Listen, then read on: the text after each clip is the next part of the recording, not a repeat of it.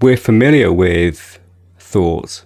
We're familiar with experiencing duality, interacting with other selves, with other objects. Like, we're familiar with that mode. It's just one mode. It's just one way of experiencing life, just one way of experiencing yourself. And so thought isn't the devil. It simply isn't God. It isn't wrong, but it also isn't right. Yet, to contradict that, it is God, in that it is an expression of God. Thought is a way to limit the unlimited, seemingly, not really. It's like seeing yourself as unbounded reality through a filter. It seems, and I don't know how factual this is, but my sense is that God, reality, life, had the kind of urge to know itself. And so this is the consequence. There's the natural state, just is, just not even aware of being aware, because that would be a duality. Not even conscious of consciousness, just pure consciousness, pure awareness, pure Brahman, ultimate reality. This is a story and it's not correct, but eventually ignorance conceals reality, the one infinite, indivisible, homogeneous reality. And what is the catalyst for that ignorance? Well, it is the knowledge I am. What is the dissolution of that ignorance? The knowledge I am. And this is why in spirituality you'll hear a lot about coming back to the I am, coming back to that which was before the identification. I am this, I am that, I am this person, that person. We overlook the I am, the catalyst. In a way we can't, because that's all there is. Like beingness, I amness, consciousness is all there is. So we can't overlook it. But we get so fascinated and fixated on the qualifications attached to I am.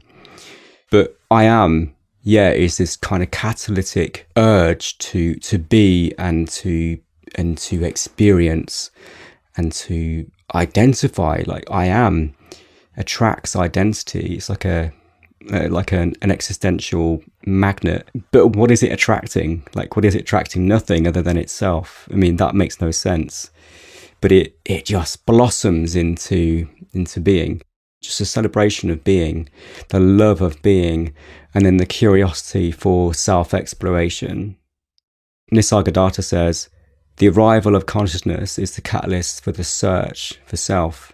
It's like consciousness is the self, but the lucidity, the opening of the eyes of consciousness gives way to ignorance because of the inclination towards identity, and then the search for the purity of self. And he says, prior to the sense of being, it is pure being without the sense of being.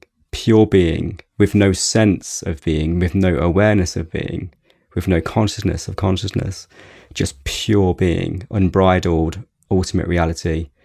And then there's a sense of being. So what you feel now, this warmth of energy, like if you just feel into that, it's really yummy actually. It's really like, orgasmic. This palpable, visceral vitality, this awe-inspiring sense of, I exist, I fucking exist.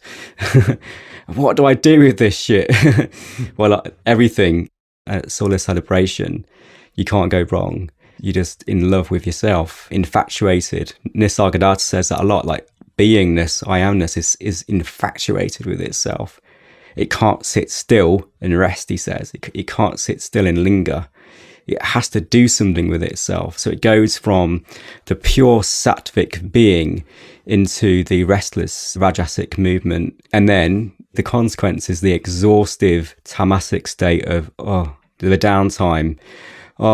This being is exhausting.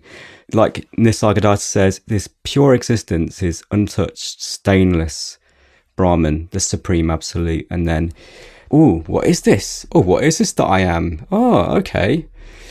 I'm going to get lost in this. So this veil of ignorance is applied. And then the kind of the hunger, the yearning for home happens.